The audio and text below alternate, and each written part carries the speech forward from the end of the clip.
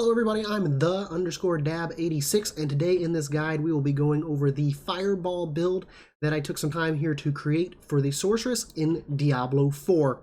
We're of course going to start off here with the gear. Starting with the helmet, we're going to have Frost Blitz as our legendary aspect. I went with cooldown reduction, maximum mana, total armor, and all stats. Cooldown reduction and maximum mana is a requirement as it plays in the build, as we need the reduction for our defensives. And of course, we need the maximum mana to be over 100 for more frequent casts above 100. And we'll get to that here in a minute on the why. For the chest, of course, the Raiment of Infinite. The reason for that is after using teleport, close enemies are pulled to you and stunned for 3 seconds. But teleport's cooldown is, of course, increased by 20%. Gloves of the Illuminator. It, of course, has the fireball now bounces as it travels, exploding time it hits the ground, exploding each time it hits the ground, but explosions deal 45% less damage. Now that, of course, can be lowered. We're going to want the best roll on it as possible, which would be 35, the least amount of reduction. Runic Leggings of Disobedience. Here's where we're going to get all of our defensive traits, so our reduction from close, damage reduction overall, reduction enemies that are burning, because we'll be lighting them on fire with our enchantment, and then damage reduction from distant enemies, as distant enemies seem to be one of the most dangerous, especially when it comes to the archetype that is the ghost, because they tend to be large packs of archers and the wraiths. For the boots, we want to make sure we go with evade charges, because that plays in a Raiment of the Infinite when we go with the enchantment of teleport. So each one of those teleports would pull, including our main teleport. And here we go with Frost Nova, teleport, mana cost reduction, and movement speed. The mana cost reduction is, of course, required. The ranks of Frost Nova help with Frost Nova, and the ranks of teleport, of course, with their cooldowns. Here, I'm going to go with the legendary aspect of Fortune. The reason for this is your lucky hit chance is increased by 20% while your barrier is active, which plays in nicely with the Gloves of Illuminator. Lucky hit up to 5% chance to restore 21% of your primary resource, which allows us to continue casting more fireballs.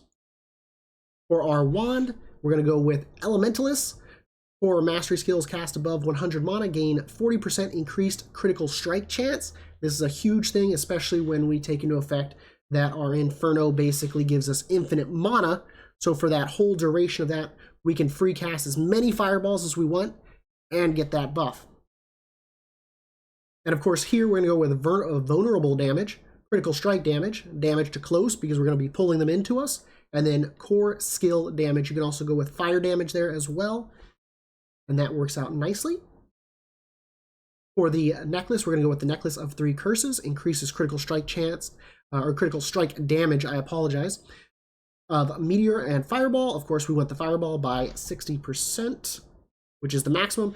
Double this against healthy targets, so they would take 120% with the first Fireball that they take, or until they drop below 80.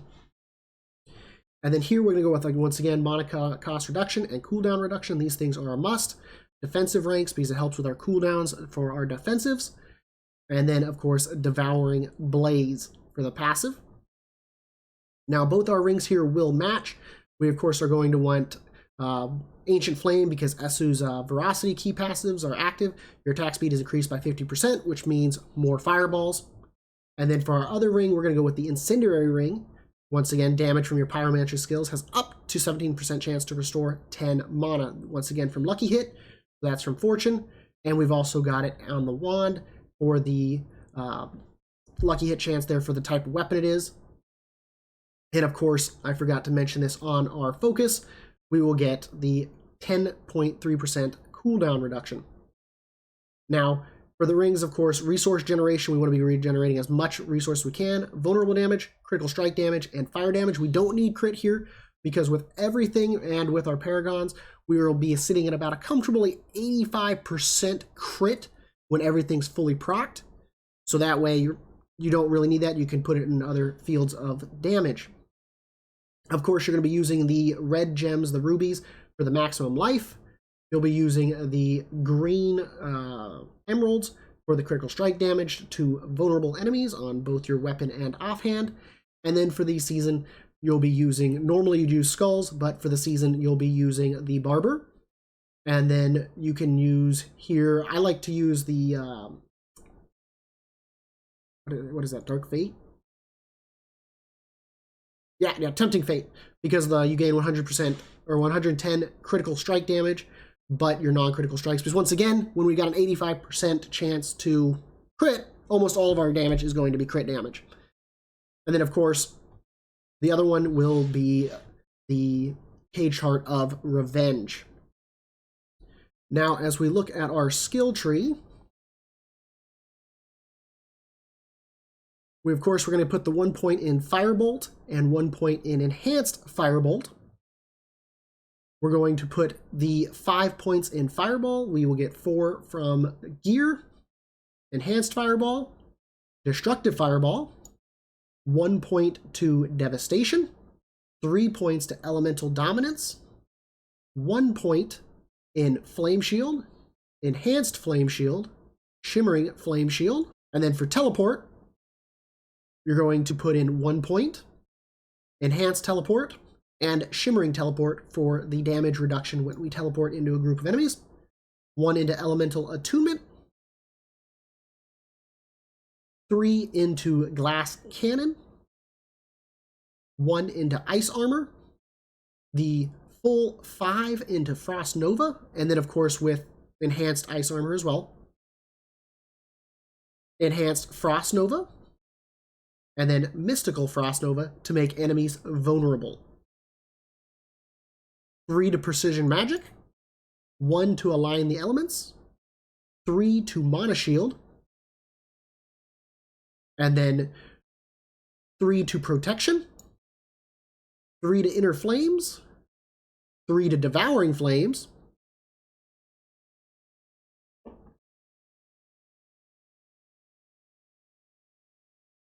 and then of course we're going to take the Inferno, because with Inferno, we're going to go with Prime Inferno, and then Supreme Inferno. Once again, that allows us to have infinite mana, so once again, it'll be proccing our Elementalist, because we'll be over 100. And then we're going to go with 3 in Fiery Surge, which killing a burning enemy increases your mana regeneration by 45%, which allows us to move from one fight to another, quickly regenerate our mana, or while in a fight, killing those burning enemies will allow us to regenerate more mana. Endless Pyre, 3 points, and then of course Esu's Ferocity. Your fire critical strike damage is increased by 25% against enemies above 50% life. Your fire critical strike chance is increased by 5% against enemies 50% below, that are below 50% life. So once again, I already said we were at 85 crit. That, as they start to die, with our stuff can bring us to 90% crit. So that's why we do not require crit on our rings. Now for enchantments, we're of course going to go with Teleport and Firebolt, because that's what's going to make our enemies burn. For Paragon, we're going to start as normal. We're going to go up, across the side. We're going to make sure to grab these, because right here I do have Destruction. Of course, we're going to take all of that. We're going to come up through, and then the next tab we're going to go into is going to be Searing Heat, and we're going to take Territorial. Now, as you come into this, you could rotate it so that way you're up here first, and then you'll circle back around and get Searing Heat. Or I went with Searing Heat first, and then popped out the side and circled back up later. So you're going to come up and across. Of course, you're going to take Pyromancy, because more fire damage over time. You're not too worried about the fire damage over time itself. It's why I don't take those, because we're not killing stuff with burning. We're killing it with direct fire damage.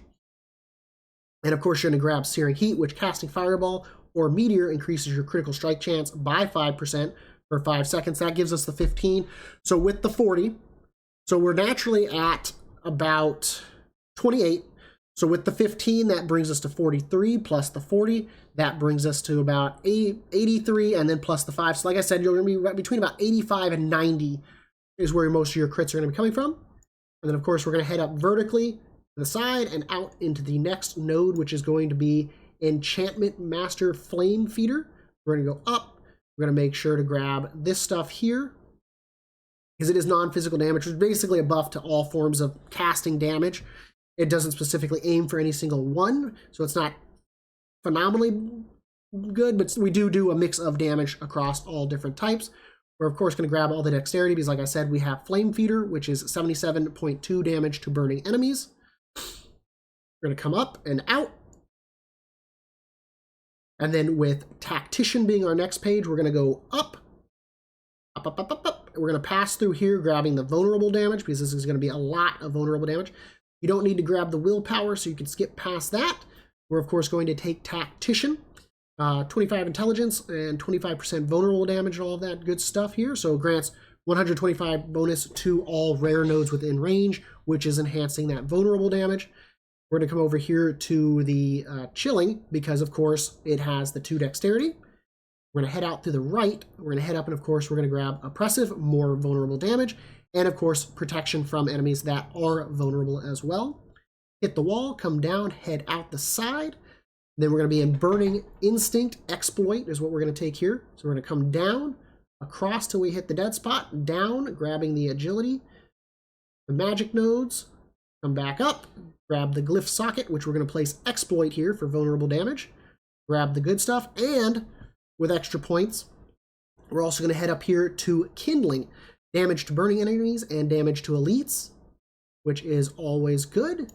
And then we're going to track our way out, back down into Searing Heat, where we're going to head down. We're going to grab Flame Touched for the fire damage. You do not need to take the willpower here. We're going to head down, and here we're going to slap in Territorial with the agility.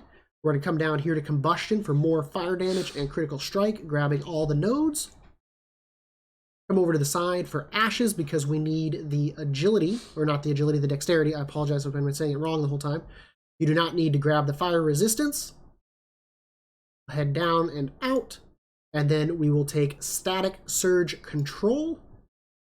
Come on over here, and we're going to slap in Control, which is 130.7 damage to crowd-controlled enemies. We'll take the agilities up here, and we'll take the Incapacitate here with just the 15% damage to stunned enemies, grabbing the agility. Now, one thing, since we do get a lot of resistances through some of the stuff, on your rings, I like to go with Lightning and Poison, and then of course Poison Shadow, because Shadow is less common, but it can be a little bit harder to avoid. But Lightning is one of the more common things that's going to hit you, whether it be the Pylums or with it being the Electrical Charge or the Teleport. It's pretty much unavoidable damage sometimes, and that can quickly chew you up, so having more of it's good. Same with Poison, it can quickly go down, and you can find yourself standing in a puddle and it just zap your life. Or if you're running Surat's Lair, the spiders, of course, will jump and put poisons on you, or they'll explode poisons, so it helps out a lot. Fire I find to be very avoidable. Frost is very avoidable. And then, of course, the only other damage is physical, but of course this can't give that type of resistance besides with the armor. As we come over here, you're going to see, of course, the 311 strength, intelligence, willpower, and dexterity. That will increase. It doesn't take into account stuff that's proccing. You'll see here we do 400% damage with fire. We do a fair amount with vulnerable as well, 216. We'll have a maximum mana of 120, a mana cost reduction of almost 40%, which is good, because with that we'll be able to, with Fireball, which is normally 35, you're looking at about 1/3 of it chopped off, which is good. That's about 12% or 12 mana right there, brings it down to about 23. Mana regeneration, we're getting 19 mana a second, which is going to help us cast more fireballs. And then with the other stats here, we of course have the cooldown reduction, the lucky hit chance bonus, and the lucky hit mana to get 42% of our mana back on a lucky hit. So that can help just fluctuate us up as always. So I'm going to go ahead and I'm going to demonstrate the build now. Of course, before I do that, potions that you'll want to use are going to be, I would go with like the Elixir of Cruelty. It gives 5% crit, but it gives 35% critical strike damage, which will go a long way. Incense, you're going to be looking at the normal, the Song of the Mountain, or Sage's Whisper. You can go with Precision Elixir, but you're going to be overcapped on Critical Strike. And then, of course, Iron Skin for more protection. And we're going to go run a quick key so I can demonstrate the fighting style. The biggest issue you'll run into with this build is still boss fights. It just doesn't deal well single target. But that's easy enough to mitigate. I've picked out, let's see, a nice 64 Srat's Lair. Once again, be mindful of your affixes because reduced fire damage will kind of hinder the build. Now the Paragon and the skill points are right here. I don't have the gear skill stats the way they should be, so my damage isn't going to be as high as it should. And of course, I also don't have like maxed out seasonal malignants. I'm gonna go with the Iron Skin just because I don't have the other one.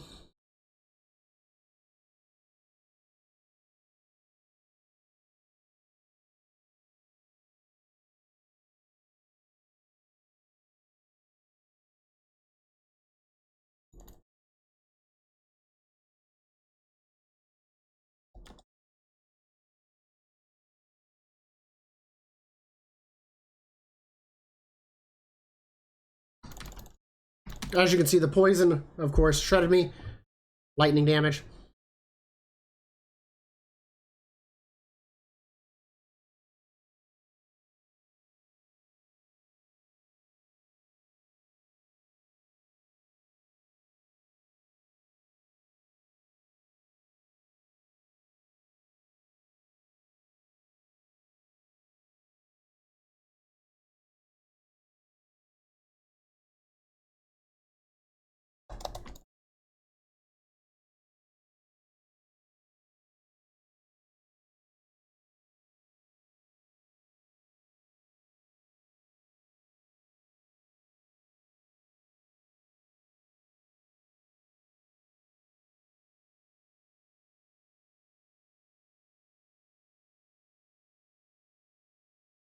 But you can see here how I'm fighting the Spire.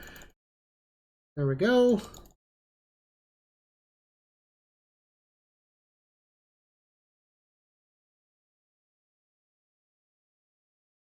many little spiders.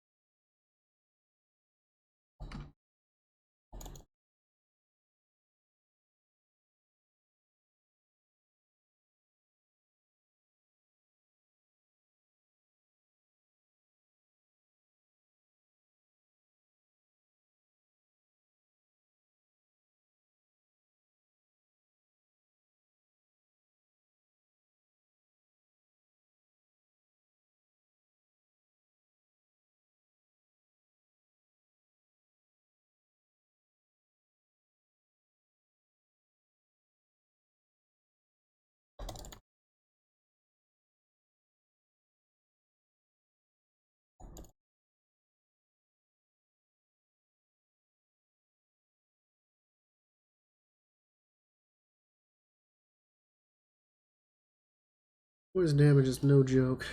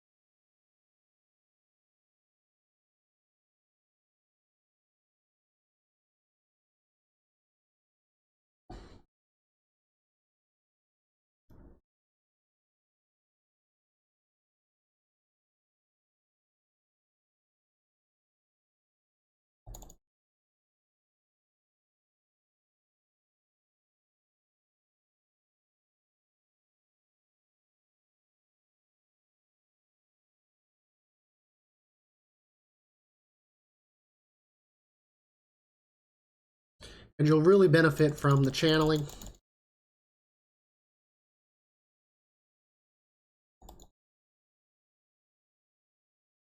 Don't need to do the event.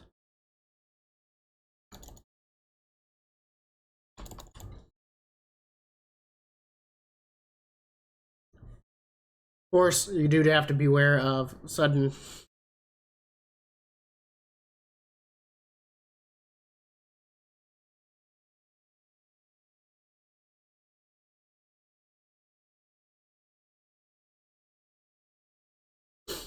tunnels full of ranged.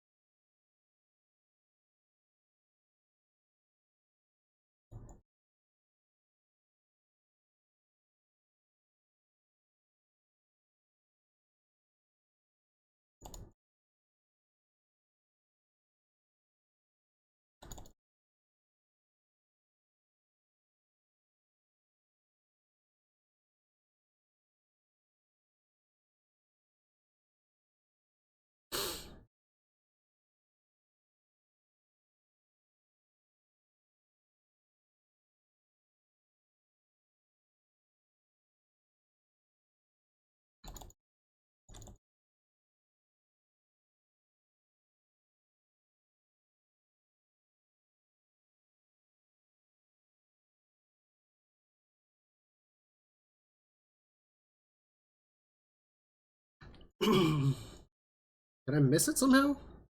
Oh no. Okay, we can go fight the boss, and you'll see what I'm talking about. Where it.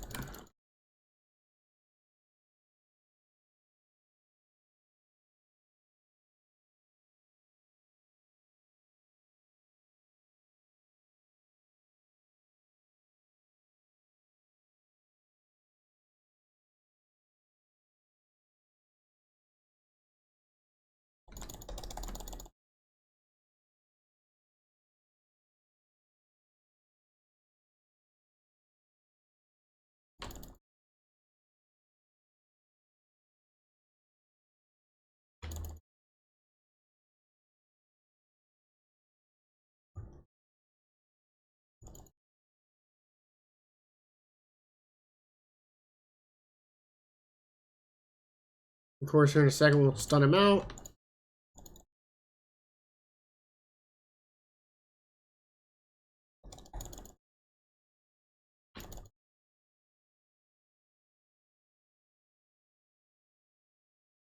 There you go. If I had the full stats that I'm supposed to have, that would be a lot smoother of a run. But I don't. But once again, that was a 64. We easily kind of pushed it. Didn't have any real struggles there. We did die twice, but that was okay. I'm not going to sweat that.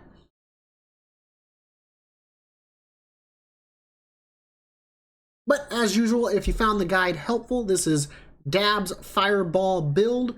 Make sure to leave a like, leave a comment, subscribe. Make sure to come to Twitch at _Dab86 and come follow me, because next builds I'm going to be looking at are possibly maybe an Incinerate and maybe looking at a Barbarian Rupture. But as always, have a good day, stay safe, and I'll see everybody in my next video.